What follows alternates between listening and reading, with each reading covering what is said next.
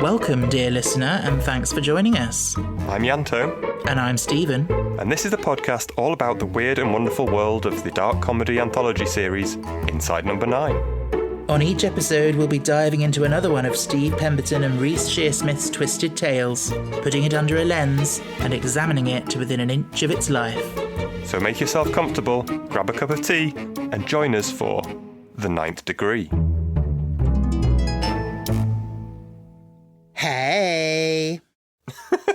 Slay Queens! Hello. How are you? I am fabulous, darling. How are you? River has entered the chat. Yeah. So, at time of recording, I put a poll on our Instagram yesterday to see if listeners agree with you that I'm camp. Yeah. And let's just say I was expecting maybe somewhat of a split vote. Right. But no, unanimous. 100% agreed with you. So I'm forced to reevaluate my personality. No, it's fine. It's fine. God.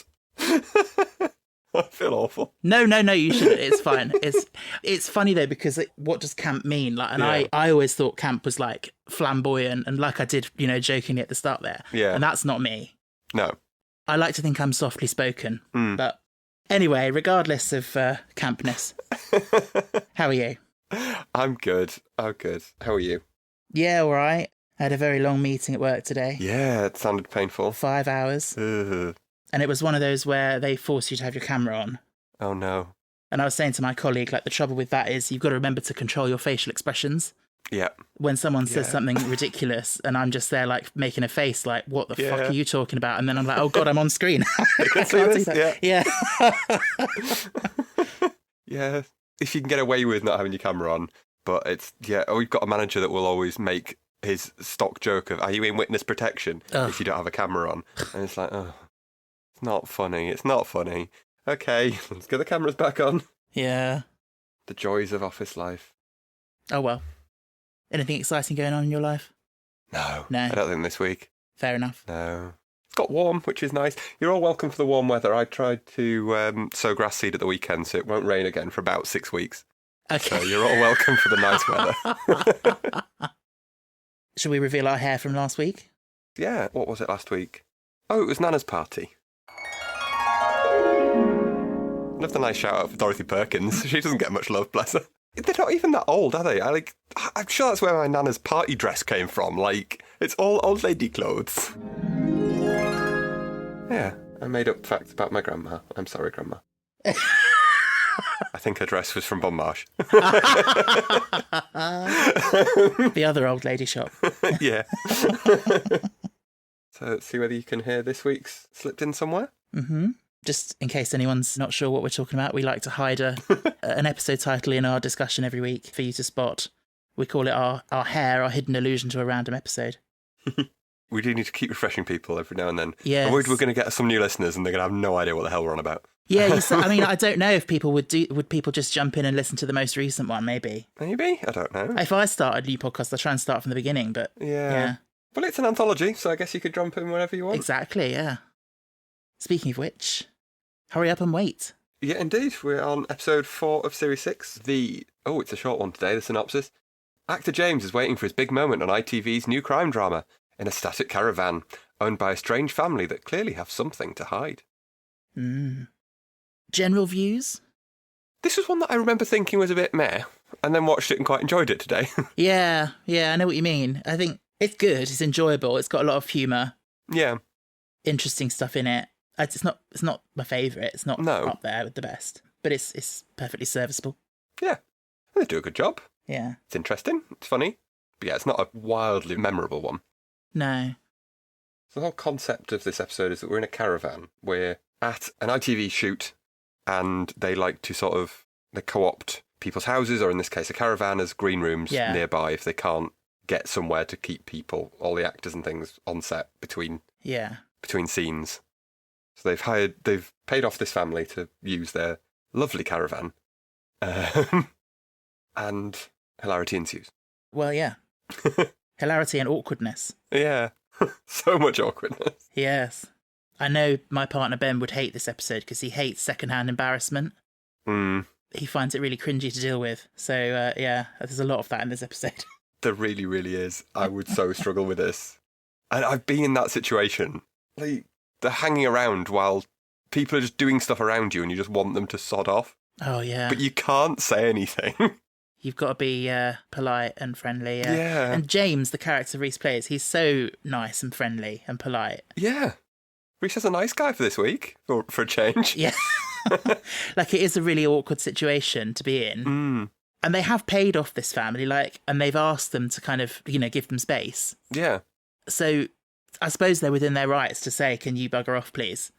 But you just don't feel you can. How do you say that? Yeah. It's their house, like. But so apparently this episode was inspired partly by a lot of their own real experiences while filming things. Yeah, I can imagine. Particularly, apparently there was an episode of League of Gentlemen they were filming where they went into someone's house and there was a lady sitting there in a dressing gown and she said, "It's my birthday today, I'm having a glass of champagne." And they decided to put that in the episode because it stuck with them for all these years. Yeah. It's so weird. Like, why would you... Surely if you'd made a bit of money, you'd just go out for the day. Well, you'd think, wouldn't you? Or at least stay in your room. Like, I know it must be tempting if there's someone actually that you know is downstairs. So they were talking about this in the official podcast that I listened to today, and Steve described them as little woodland creatures that just can't help but come and have a little peek. And yeah. I mean, it'd be one thing if you've got Brad Pitt in your living room, but if you've just got extra James... Yeah. Like... But people do get fascinated by the whole acting industry and everything, don't they? Yeah, because it's something you never get to see. Yeah. Like, most jobs are kind of relatable in a way, but acting is so different. Mm. I can understand why people are fascinated by it. Mm. But we don't know how much they've got paid. Like, it might be nothing. 50p, yeah. Yeah. You have to keep the heating on for the afternoon. Yes. So I feel we should mention Jo the runner. Mm. Obviously, you know, we're a limited cast, as usual, with Inside Number 9, but this character, Jo, she stands in for the production as a whole, I think. And, rude. To put it politely, yeah. Yeah, I mean, I get it. It's a very busy environment. James is a very small cog in a big machine. Mm. She's got a lot of pressure. But she is very dismissive. And then when Adrian comes in later and you see the difference with how she treats him. Yeah, yes sir, no sir, too big, full sir. Yeah, like, she'll do anything for him. Yeah, it's disgusting. Really. But yeah. And this, oh God, I can't bear this whole thing of she's got the earpiece and you can't tell if she's talking to you or not. Yeah. That is so frustrating. It really is. It's so rude. It's, yeah, I don't like her at all. No. I can, like you say, I can understand that she's under pressure, etc., but manners cost nothing. Mm. Like, you don't have to be a dick. No. You're choosing to be.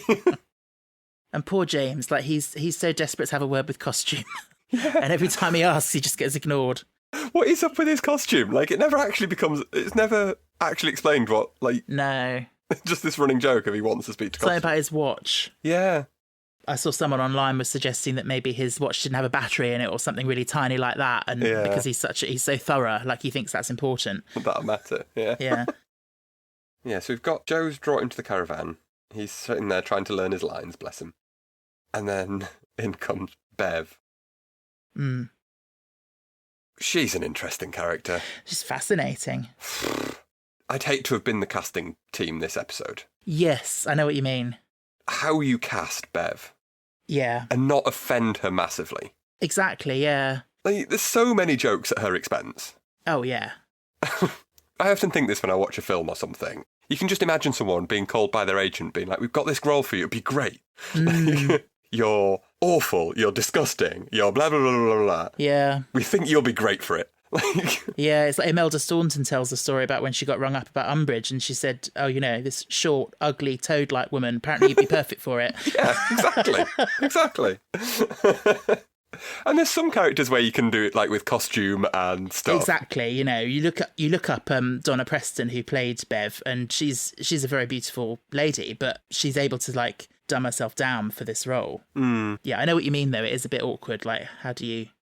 And also with the twist that's not a twist of her potentially being a boy. Yeah, that's another angle on that. You've got to have an actor that you almost can believe could possibly maybe. Exactly. Yeah. Yeah, I've never seen her in anything else. So I wasn't aware of what she looked like. But yeah, she looks very normal. Like yeah, she does. Yeah, yeah. And apparently Donna Preston is a massive Inside Number 9 fan. Oh, nice. So she was so excited when she got the role. Yeah. Well, you're going to be playing. Yeah. Apparently Steve rang her up to sort of say, oh, we're going to be working together. And he was like, this is Steve Pemberton from Inside Number 9. And apparently she went, fuck off, is it? Okay, so she's not far off, Bev, then. Yeah. She's closer than you maybe want her to be. Yeah. I mean, we haven't got to that section yet, but I have to call out probably my favourite line of the whole episode. I've got a few. Which one are you going with? Well, I think it has to be, I haven't got mental health, I'm just shy! Oh, bless her. Yeah. That's on my list. I've had it in my head all day today. It is one of my bugbears when people say mental health when they mean mental health issues or something like that. Yeah. Like, everyone has mental health. Yeah. It's like saying, I haven't got health. Yeah. You have some level of health. Like, yeah. I mean, if anything, having mental health means... It's a good thing. It's a good thing. Yes. I am mentally healthy. Healthy, yeah. Yes. Anyway, semantics. Yeah. It's the Tash cream that's just there for the whole time. It's so unflattering. And yeah, it's just in a perfect moustache shape. Yeah. It's not just smeared on across the top lip, it's like in a perfect little moustache. Because again, if, like you said, if you've got, you've got actors coming to use your space, you kind of would think you'd be a bit more presentable. Yeah. Maybe. I mean, at least put clothes on. Yeah. Yeah, not just sit there in a dressing gown, yeah. But then, I don't know. On the other hand, it's like, why should you change your routine just because of that? I don't know. I guess, but it's the same way that if you had the builders round or whatever, you wouldn't just be there in your pants. Like, you'd actually put clothes on. Yeah. Sorry, that just conjured up an image. Oh dear. I thought it might have done. Isn't it a Diet Coke advert? I just think the contrast between James and his sort of, he's so earnest and so sort of nerdy about, like the Jeff Pope when he goes on about stuff he's written and stuff he's seen Adrian Dunbar in and stuff like that. Yeah. He's so sort of, and these people are just, they're not on the same wavelength and that sort of thing. No. And it's just awkward. They're from very different worlds. Yeah. But he's so nice as well, though, because he tries to make a conversation with Bev about that. Yeah. And she's just like, I like Disney. And he doesn't just say, oh, well, that's the end of that conversation. He then tries to sort of ask her, what's your favourite one? Like, yeah. he's sweet.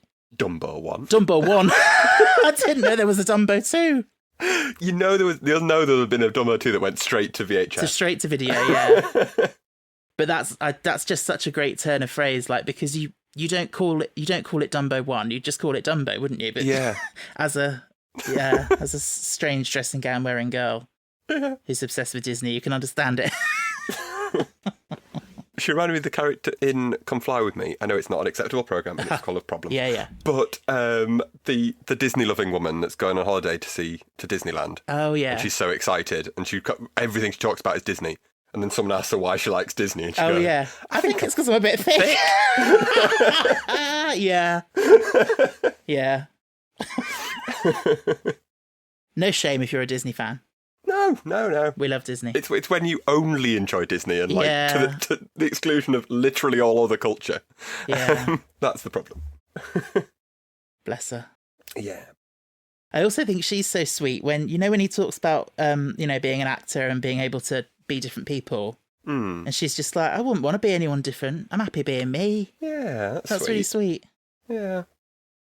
Good for her. Yeah. Our next character. Yes. Shape of the wonderful Pauline McLynn. Yes. It's Una. Oh, she's great. She is, yeah. She's frustrating as all hell, but she's great.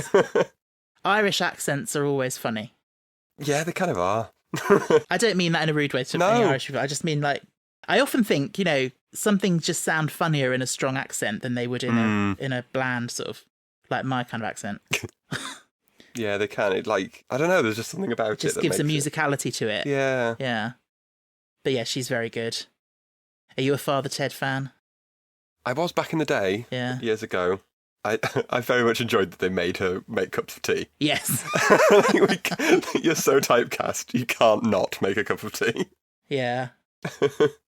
There's just so much staring at this point in the episode. Yeah, he is a bit like an animal in a zoo that they're just looking at. There's one thing to be, she's say she was doing the washing up or whatever, but they're literally just staring at him learning his lines. Yeah. And it's so weird. Like, my dad will do this. Like, if I'm at theirs and I'll be like, I don't know, cutting up veg for tea or whatever, and he'll just sit at the table and watch. And it's weirdly off-putting. Yeah. Yes, I can imagine. Mm. And she's got that brilliant little thing about, nothing worse than someone busying themselves around you while you're trying to concentrate, is there? You just want peace and quiet. Yeah. She's aware, but she's not aware enough to realise that she's doing it. Exact same thing, yeah. Yeah. Another great quote of, have you got a big part, Jane? Oh, I love that. Yeah. Shut up, you dirty bitch. Yeah. Yes. That is a good joke, though. It's a classic. Yeah. Oh, it's simple, but it works. But no, as it turns out, it doesn't have a big part. No. And it's going to be getting smaller. It's getting smaller and smaller. What's face? Joe comes back at this point, I think. The great line of just to their faces, are these people bothering you? I know, that she's so rude. Yeah. So rude. Real disrespect. They're right there. Yes. We should maybe explain as well that the drama that they're making is based on within the universe of the episode is a real historical, from 20 years ago or something. Yeah, about 20 years, yeah. Case of a baby being abducted. Indeed. Dramatisation for ITV kind of thing. Yes. Which I think there's some interesting stuff there around, because Pauline's character does say, I think they should leave it be. It's real life for some people. Yeah. And there's definitely some truth in that. Yeah. I know 20 years is quite a long time, but it's not if it's something like a baby being stolen. Like, that's a serious thing. It's not like, someone, I don't know, smashed in a car window or whatever. Like, it's proper, like, emotional crime. The family are very, very much still around, the people who knew them and this and that. Yeah. Or like a bank heist or something is, like, it's not emotionally devastating in the same way. No, exactly. Yes. It's a funny thing that, like, the dramatisation of a story that doesn't have a resolution. I can remember seeing a meme about this. It's like me being annoyed when the dramatisation of an unsolved murder doesn't have a solve at the end. Like, what did I expect? Yeah. I'll be honest and say that when I first watched this episode and they were talking about Jeff Pope, I assumed he was someone they'd made up. No, he's real. Yes, he is. Yeah, I've discovered he is, and he's head of factual drama at ITV, so he does a lot of these kind of dramatisations. Do you have to ask permission to do that? To use someone's name like that? Yeah. Well, Reese on the podcast said that he hoped he didn't mind. Yes, I guess it sounded like they didn't ask, yeah. I suppose as long as you don't say anything negative. Yeah. They only praise him, don't they? Exactly, yeah.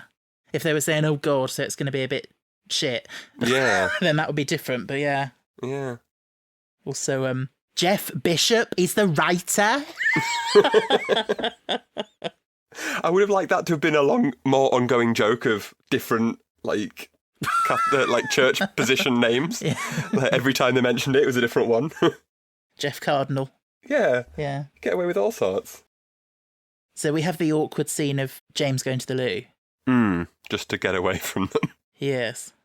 And oh my God, I get such ugh at this bit. When he's in there and then you hear Stan come home. Yeah. He's kind of terrifying. He's like, seriously would not want to run into this man in a dark alley. No, he's really creepy. I don't like him. For Steve, that's such a nice person. He really pulls off well, like, terrifying. He does. Like, rough guy. Yeah, he is such a good actor. Really embodies the roles. Yeah. I was even thinking that the bit when he sort of flops himself down into the chair. You could just really tell that this is his home and he's just like, he's king of this little house, Yeah, he's owning that set and like, it's not just a set, it really is his house, Yeah. We can talk about the set for a minute though, because I really know really how it works, because it seems to be a lot bigger than this caravan could possibly ever be. Because there's a good chunk is this living room and kitchen, which must be at least half of the place, and then you've got the toilet bit, and then you see Bev's bedroom at one point that has at least 2 windows on opposite sides. Oh, that's true. I don't know where the hell the parents sleep. There doesn't seem to be room for them to have a bedroom. I'm not sure. I mean, it's not a set. Apparently it is a real caravan. Oh, okay. Maybe it only is a 1-bedroom caravan. But they've had to pretend it's, yeah. We pretend it's 2, but we'll never see the second one. Yeah. Maybe it's a sofa bed. Maybe, yeah. Who knows? Yeah, minor gripe of mine. I've just got a note that says Stan's toilet habits. Unsavoury. I was reading up on Reddit people's opinions and things. You seen the great snooker joke they do here? I think I read the same thread as you, yeah. You probably did, yeah. That he's having a enormous shit at the same time that someone pots the brown in the snooker. Yes. At the exact same moment. How delightful. That is such a great joke. That you don't even notice. I didn't notice it until I'd read that. Yeah. Brilliant work, guys. Yes. For me, it's just how he's coming out, like, doing his trousers up, clearly not washed his hands. No. Ugh. Yeah. And it's just, oh my God, men like that, you know when... Here we go. But you know when James is in the toilet and he's, you know, obviously he's a guest and he feels uncomfortable and all that. And this man just comes in and you can just hear him say, no, I need a shit first. And you just know, oh my God, I don't want to see this man. I don't want to be near this man. No. But I have to be. This is where I need to be, right? I can't leave. I'm like, yeah, I'm so uncomfortable. But surely they knew, like, they're being paid for their caravan.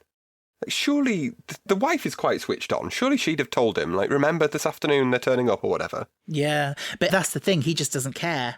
Well, true. He's very much of the thing like, this is my house. I'm going to behave like I want. I'm going to just do... I'm not going to change my routine for them, you know? Yeah. They're a strange couple. They are. I don't see them, how they work together, really. Yeah, they don't really feel like they would be together. No. And if anything, she comes more across as like his mum than anything else. Like, I don't buy that they're a couple. I buy that they're almost like mother and son or something. Like, I don't know. It's weird. It's an odd family. Like, I think that just sums it up, really. That they're just an odd family. So I think what follows is probably, for me, my favourite scene. Basically, Stan and James in the living room area. Yeah. And the conversation they have. Right. Because James is so, like, he can't read the room for Stan. And he is struggling. Yeah, we get this whole thing about, oh, you're not a real pig, are you? And he's like, no, I'm just playing pig. And this whole thing about Bobby versus the Bobby. Yeah. He's really trying to make a part out of this, isn't he? Yes. He's not even got a name, bless him. Yeah. Reminded me of the thing in Stage Fright of the guy who had the tiny part in the play. Oh, yeah. And was, trying to big it up. I just love this clash of cultures. With James trying to be all sort of, slightly highbrow and talk about the Hollow Crown.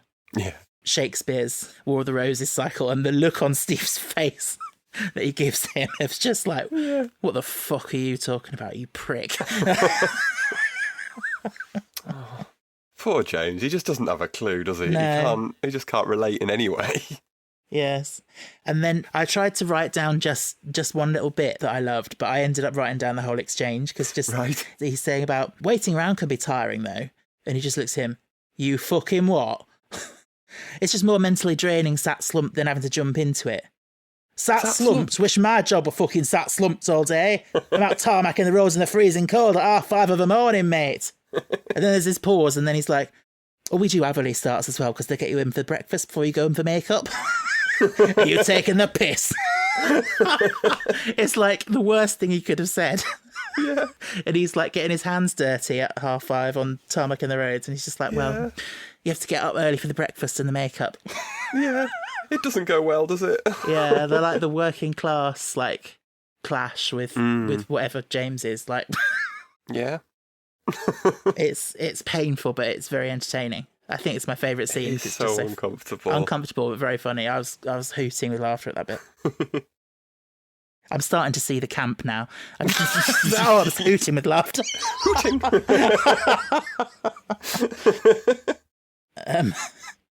They also discuss about what happened to baby Ryan all that time ago. That apparently the mum left him outside of newsagents for 2 minutes. Yeah. Which... Why the fuck? Why would you do that? Nah. There's no excuse for that, I'm sorry. There's not. But I feel like decades ago it was probably quite common. Well, maybe 20 years ago, yeah, maybe. But it just goes to show... World's changed. Why you shouldn't do that, yeah, well, yeah. But at the end of the day, babies are small. Bring it in with you. Like, yeah. Even if you left the pram outside, like, bring the baby in at least. So he asks them about it, doesn't he? And there's well, clearly someone's lying. Discrepancies. About whether they were living there at the time, yes. Yeah, things aren't adding up. Something's going on. And then we're leading up to what I'm guessing might be another one of your favourite lines, or at least line deliveries. Oh, which have we got? So Bev suggests that a dog took it. Oh, yeah. It happened in Australia. And the way Steve says, yeah, with a dingo! I've written it with 3 H's. Yeah. I love that line delivery. Yeah, and that was a real story, I believe. Oh, it was, yeah, famously. Yeah. And didn't Meryl Streep make a film of it? Oh, did she? I think so. Dingo took my baby, yeah. Yeah, in Buffy, one of the characters is in a band called Dingoes Ate My Baby. How is it okay that we can laugh about this? We really shouldn't. Well, no, it's not. We shouldn't be, no. Dingo's just such a silly word. Exactly, yeah. That's what I'm laughing at. Yes. Genuinely. Yes. But yes, that was another line that I've written down. Yeah. It is quite a funny episode, considering there's so much darkness to it. It is very dark, but yeah, it's very funny, like, on the face of it. Until we get further down the rabbit hole. So we get Joe back again, and Adrian Dunbar playing Adrian Dunbar. Yes. Which is not exactly a new thing, like... Oh, extras. That kind of thing, isn't it? Of people playing themselves, but a bit of a dickhead. Yeah. Yeah. It's quite fun, though, when you see that. Oh, yeah.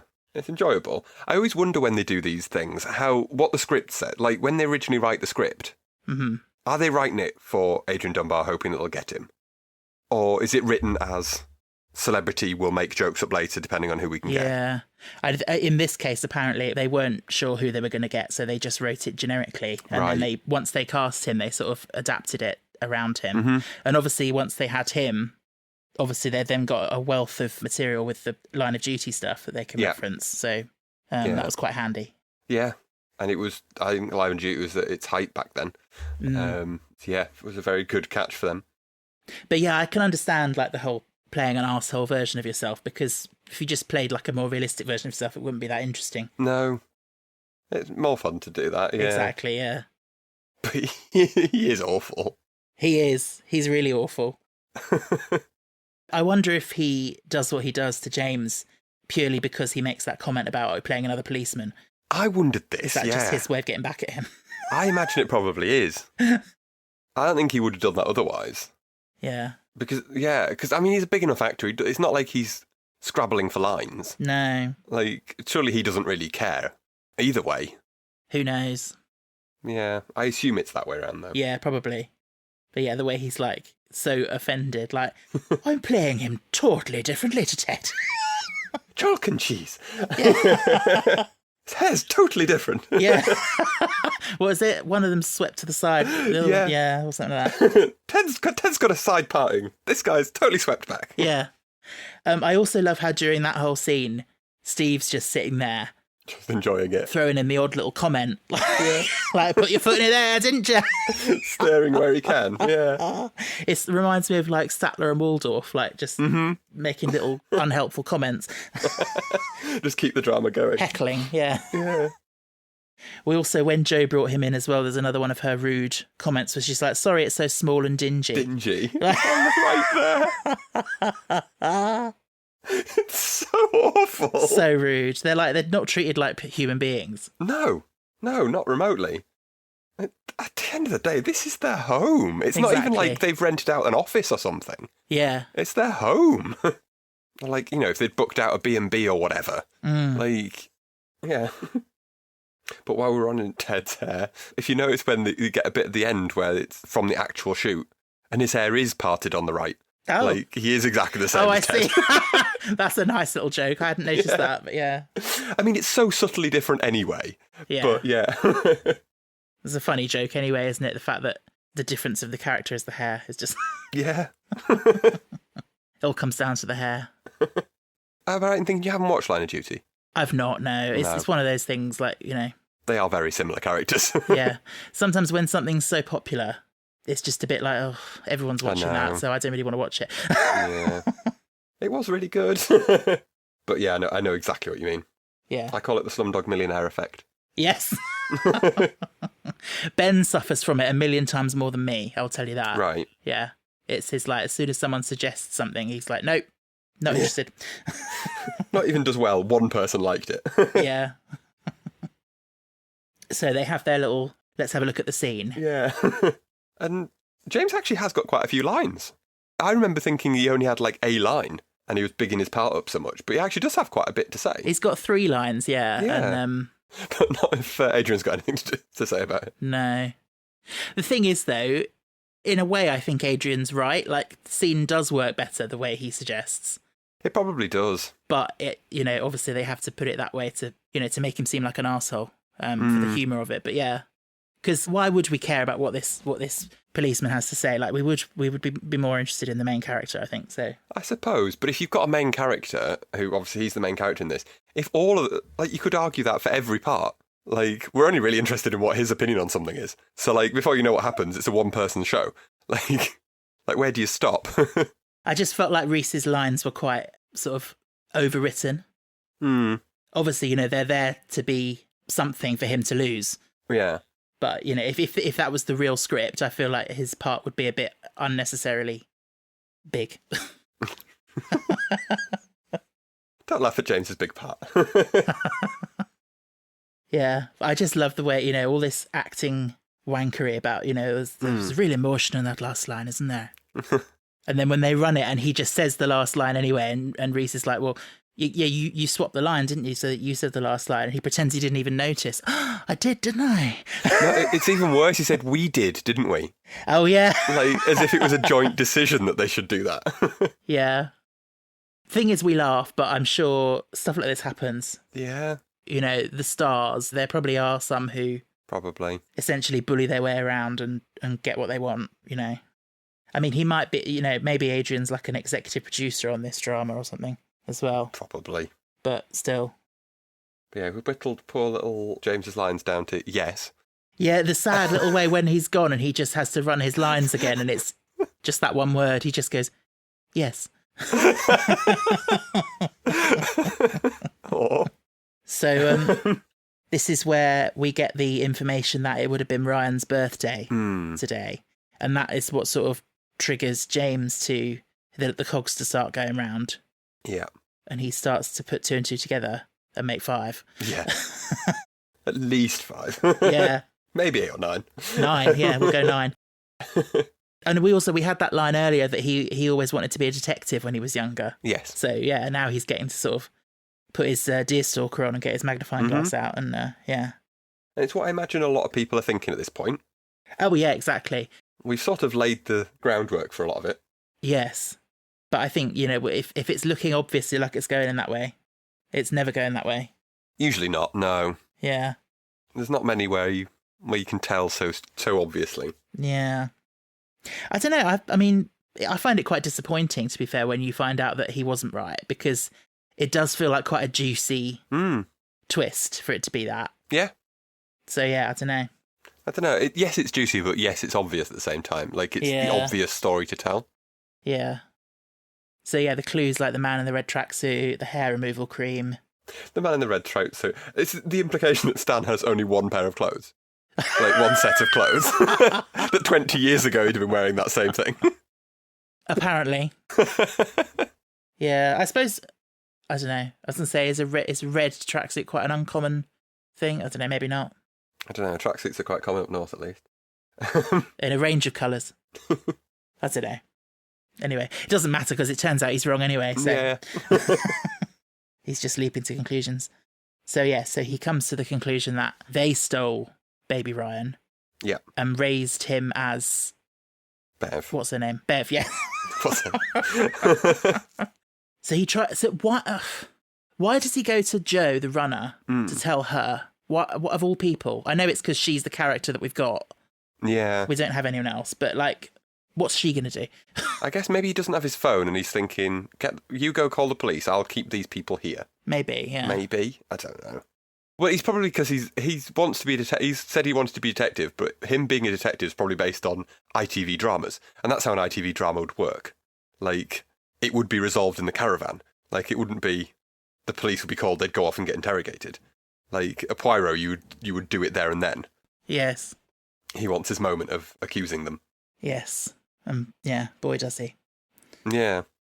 But yeah, Jo, as ever, infuriating. You think she's responding to him, but actually she's responding to the earpiece. Yeah. God, she's awful. She is, yeah. So he gives up and he'll sort it out himself.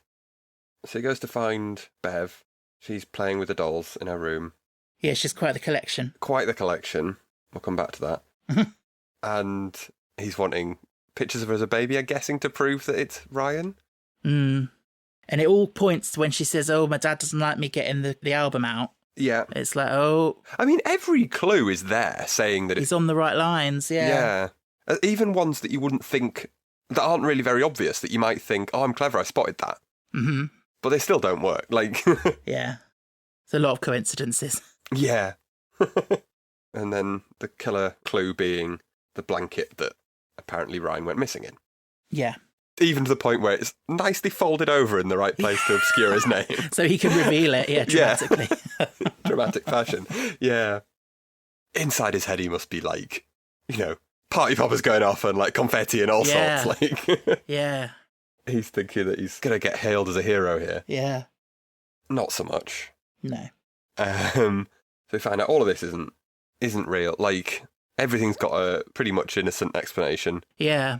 The blanket's just a prop from the TV series. Yeah. The mum and dad have been suspicious because he's been working while he's been claiming claiming disability. She's got to have hair removal cream because the family are all quite downy or whatever she says. The way she pronounces it is very downy. Culminating in him ripping open her dressing gown. Of course, because, yeah. Why not? At this point. It's quite a moment, isn't it? Mm. And, I mean, how awful must he feel when he realises in that moment that he's wrong? Yeah. And then Stan and punches him in the face. Of course he does. I mean, I don't blame him, to be fair. No, I don't. At that point. Just slight tangent, but that moment just always reminds me of... So years ago, I was in a play. Mm. There was this guy in it, my friend Nick, and he was wearing a dressing gown. And at a certain point in the play, he had to flash his bum at me. Okay. Don't ask. It was a very strange play. But yeah, so you just like lifted it up, like, way. And I think it was quite a similar dressing gown, actually, like pink and fluffy.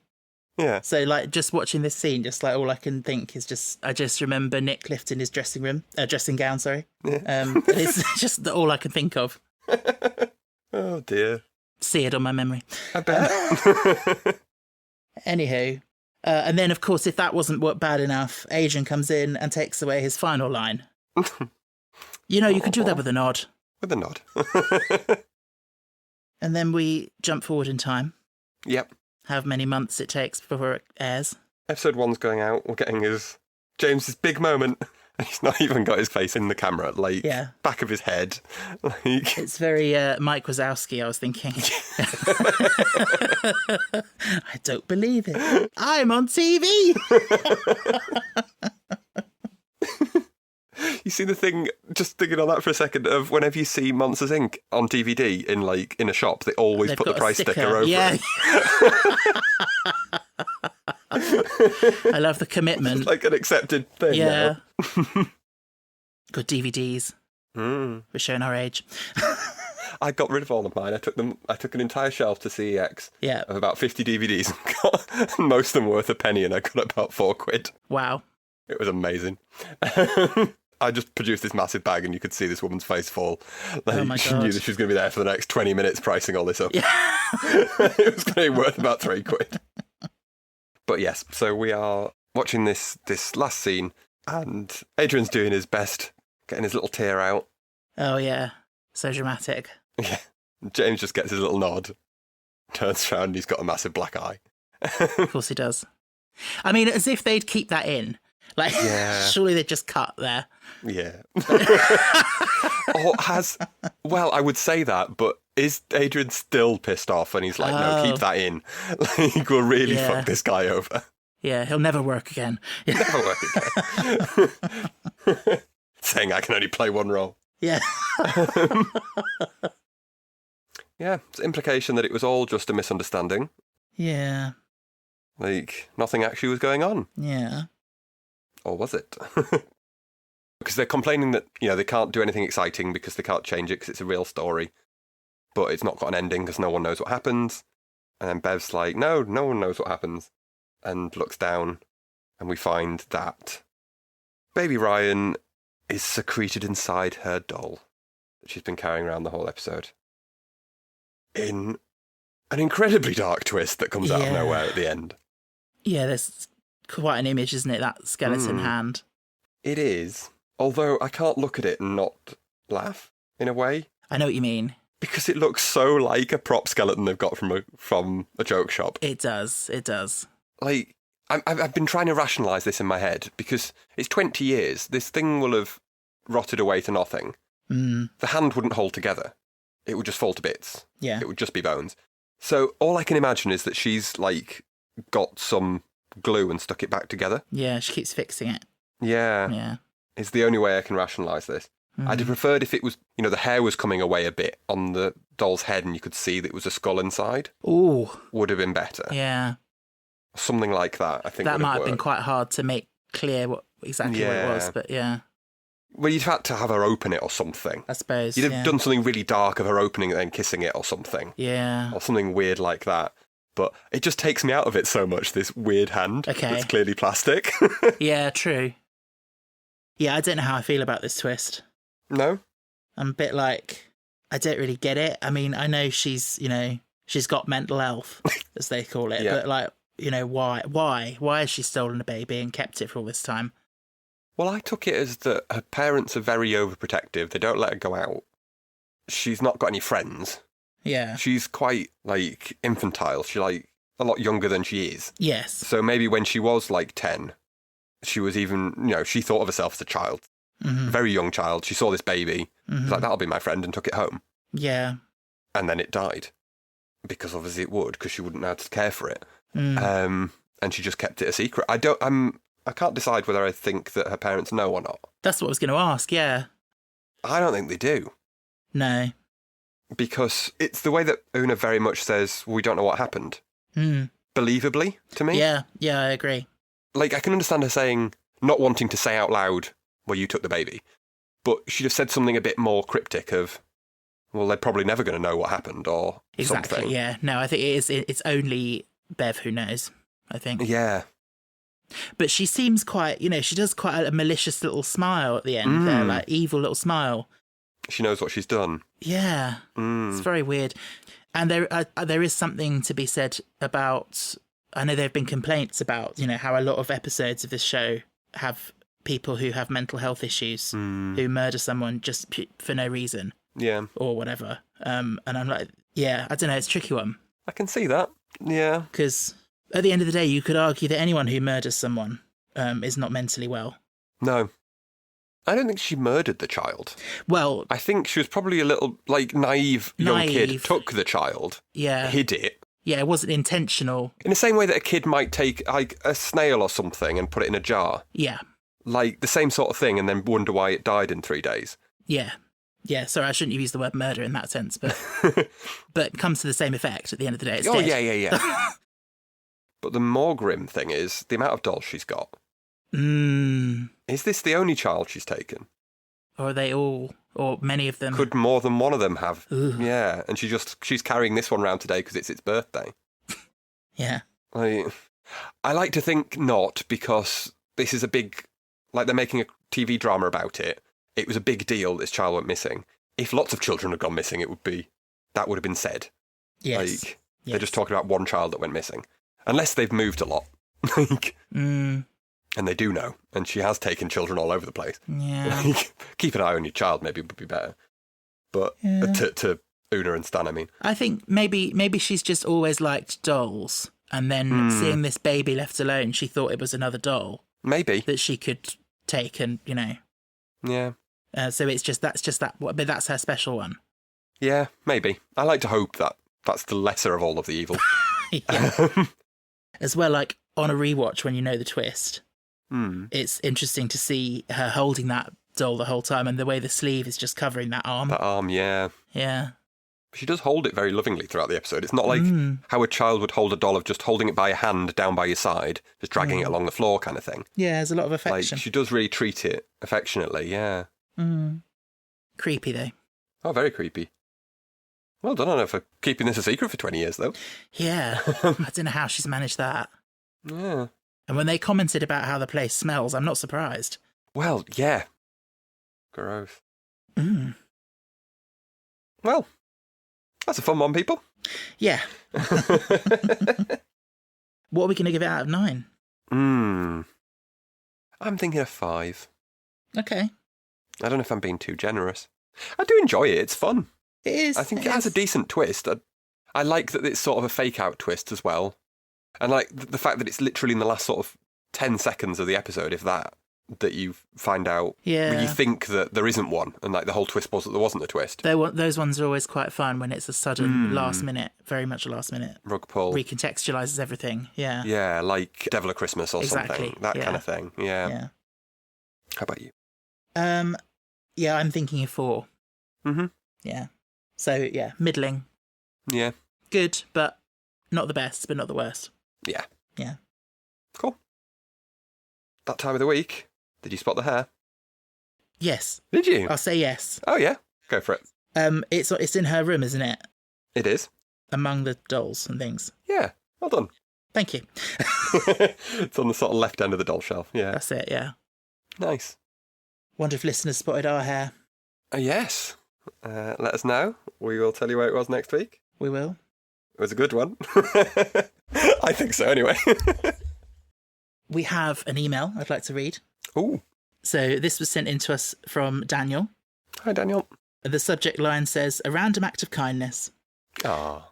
Hello, my name is Daniel. I just wanted to say I've been loving the show lately and just wanted to thank you both for putting such a positive light into my world for the time being. I've been struggling with some things as of late, and a little beacon of hope has been listening to both of you and your wonderful commentary on my favourite show, and making me feel like I'm having a good chit-chat with my friends, so much so making me laugh in my college classes and having everyone look at me like a madman. I also thought it was quite cool that me and Stephen saw the same London show of Stage Fright with Matt Berry. Oh, wow. Yeah. Small world. Keep up the good work, and I'll continue listening. Peace and bless. Ah, thanks, Daniel. It's a lovely email. Thank you. That was really sweet. Thank you. I know exactly what it feels like when you're going through a tough time and then you've got some sort of media or something that is keeping you sort of afloat. Yeah. So to be part of that for someone is, very humbling, actually. Yeah. Yeah, we're glad. We're glad to be of some sort of help. Definitely. Oh, thanks for writing in, Daniel. Yeah, thank you so much. We'll be back next week. Very well, for How Do You Plead? Indeed. Until then. I think it's time to close the door on number 9. But you never really leave, do you? Thanks for listening to The Ninth Degree. If you'd like to get in touch, you can find us on Instagram, Twitter and TikTok at 9th Degree Pod, or email us at 9thDegreePod@gmail.com. You can also leave us a rating or a review wherever you get your podcasts.